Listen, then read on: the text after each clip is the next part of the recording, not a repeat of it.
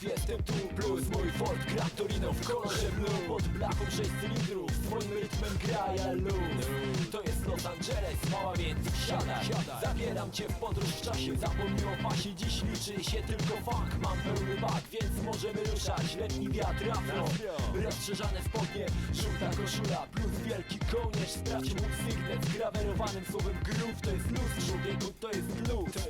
A ja jestem tu, obok moja mała. Pieprzę Warhola, sam jestem dla siebie sztuką. Jadę ulicą, powoli na jedynce, zimny walking za oknem. Okulary Versace odbijają okolice. Robi wrażenie, co ja i moje Gran Torino, wiesz, to jedno. Przy mnie wszyscy bledną, a ja jestem sobą. Urodziłem się z tym, to jest styl, którego nie podrobi nikt. To są lata 70. Dig.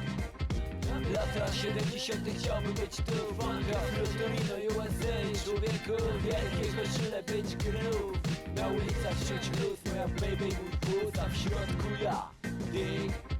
Pokonuję trasę, którą już dobrze znam. W dół Douglas Street do Sunset Boulevard. Obok Whiskey a Go-Go, gdzie The Doors kiedyś grał. To był szał, ale Morrison umarł.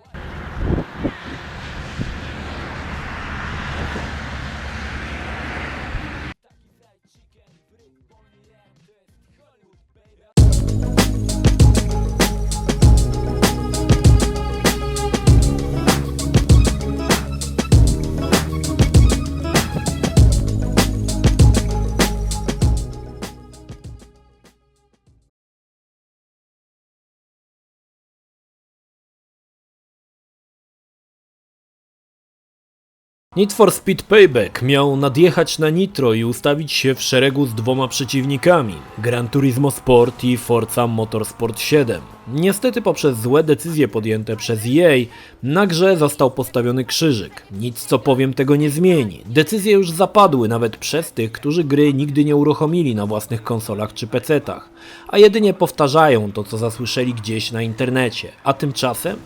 No właśnie, tymczasem co? Serią Need for Speed jestem na wyrywki od 1994 roku, kiedy pojawił się Roads & Tracks Presents The Need for Speed.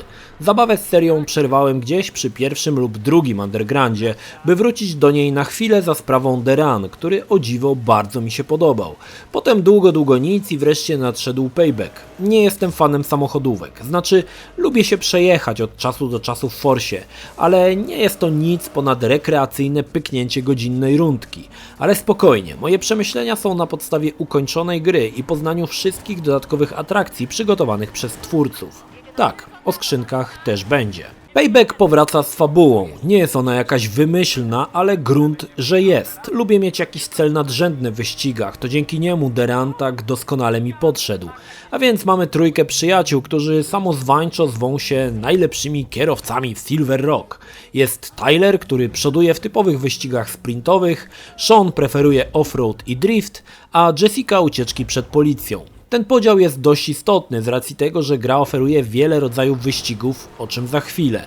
Ekipa planuje zwędzić ultradrogą furę pewnemu bogaczowi, ale wskutek zdrady jednej z osób furę kosi grupa, która nazywa się Familia, a Tyler, aby nie iść do pierdla, postanawia odpłacić okradzionemu bogaczowi swoje występki i jeździć dla niego.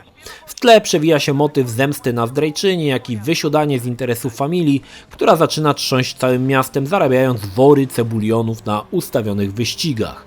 Celem nadrzędnym jest wzięcie udziału w wyścigu zwanym gonitwą, ale aby to zrobić, muszą podbudować swoją reputację. Czyli w sumie nie są najlepszymi kierowcami, jak gra usilnie nam stara się wmówić na początku, a zwykłymi nic nie wartymi lojtasami, którzy zaczynają od zera.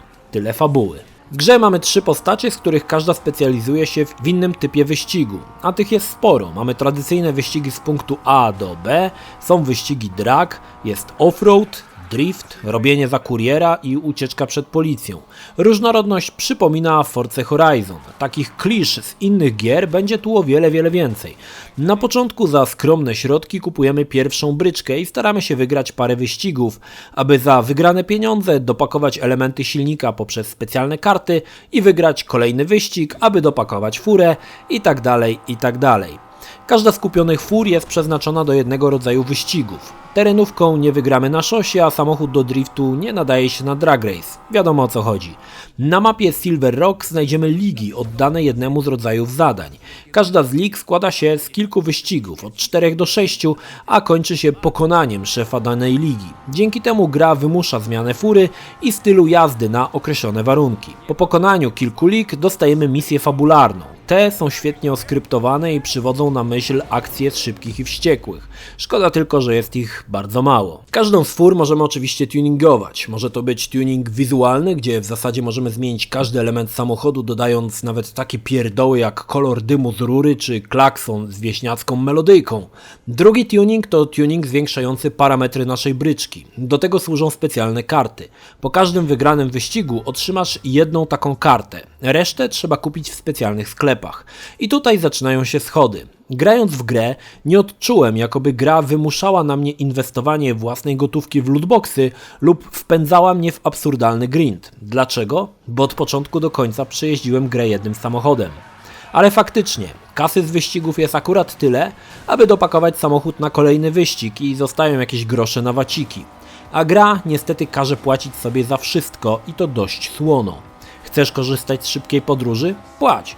Będziesz szybciej na miejscu, ale zabraknie ci na kartę silnika i musisz puścić się w mapę, aby grindować trochę hajsu. Gracze, którzy chcieliby zmieniać fury jak rękawiczki, nie wydając przy tym grosza z własnego portfela, muszą się nastawić na powolne i mozolne grindowanie. A garaż kusi ogromną liczbą znakomitych fur, choć same ich modele to nie ta jakość co u Polyphony czy Turn 10. Wracając do kart, po dopakowaniu fury ruszasz w kolejny wyścig. Zgarniasz hajs i znów inwestujesz w furę. Dodatkowo przed każdym wyścigiem gra daje pewne wyzwania, których wykonanie da więcej dolarów na nasze konto. Może to być skok na określoną liczbę metrów, osiągnięcie danej prędkości czy driftowanie przez jakiś czas. Fajne, wprowadza to element ryzyka. W wypadku niewykonania zadania tracimy część gotówki, ale stawki 1 do 7 kuszą jednak, aby to wyzwanie podjąć. No dobrze, jak sprawa wygląda z tymi cholernymi skrzynkami? Podczas wypełniania misji dostajesz ich kilka w gratisie, więc mogę powiedzieć, co w nich jest i jak działa cały system. Zazwyczaj są to 3 elementy. Zupełnie niepotrzebna pierdoła do samochodu typu klakson, wielce pożądana gotówka i żetony części. O ile dwie pierwsze są oczywiste, o tyle żetony przenoszą nas do kolejnego elementu losowego. Za 3 żetony możesz wziąć udział w specjalnej ruletce, gdzie określasz, co chcesz wygrać. Czy ma to być dana część silnika, czy firma produkująca część, czy osiąg, który chcesz poprawić. Puszczasz ruletę i dostajesz część. Czasami to, czego szukasz, czasami jakiś nic nie warty śmieć. Tak to działa. Skrzynię premium jedynie można kupić za punkty premium, które jedynie można zdobyć płacąc z własnego pularusa określone kwoty. W środku znajdziemy to samo co w zwykłych skrzynkach dla plebsu, tylko więcej. Z milszych rzeczy autorzy zadbali o ogromną mapę, której zwiedzanie to przyjemność sama w sobie. Teren jest ogromny i wcale nie musisz go zwiedzać po trasie. W każdej chwili odbijasz na kwaśne buły i prujesz po chaszczach na przełaj. Oczywiście nie zabrakło znajdziek, czyli specjalnych żetonów, a dla prawdziwych cebularzy, do których też się zaliczam i którzy nie chcą wydawać hajsu na nowe fury, po każdej pokonanej lidze dostajesz mapę do wraku samochodu, który składa się z 4 części. Po ich odnalezieniu możesz odrestaurować bryczkę, wybrać jej przeznaczenie i pruć nią za całkowitą darmochę. Choć przyznam, że wraki to raczej nie wypasione furki, tylko takie trochę rzęchy do rozrzucania gnoju po polach typu garbus.